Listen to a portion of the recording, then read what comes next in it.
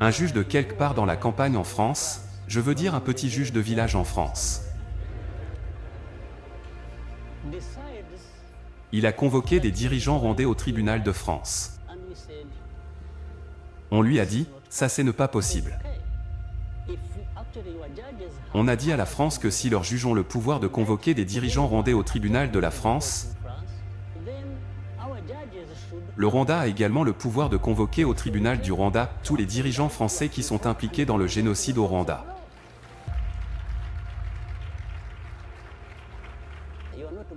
Je leur ai dit qu'ils vont juger personne au Rwanda avant que le Rwanda ne juge les Français qui sont impliqués dans le génocide. Quelques jours avant le génocide, j'ai été visité par un général de l'ONU. Il était venu avec un message de l'armée française qui était au Rwanda, dans ce qu'ils ont appelé l'opération turquoise. Le message disait que j'allais avoir des conséquences dramatiques si jamais j'essayais de prendre la ville de Boutal qui est située au sud de notre pays. Et le porteur du message m'a averti.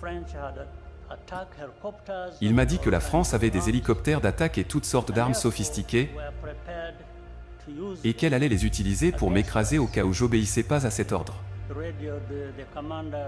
J'ai tout de suite appelé le commandant de mon bataillon qui était proche de la ville de Boutal. Il s'appelle Fred Ibingila. Je lui ai dit de se préparer pour aller attaquer la ville de Boutal et la prendre. La ville de Boutal qu'ils avaient dit de ne pas prendre, on l'a prise dans la matinée. En moins d'une semaine, on avait déjà pris tout le pays.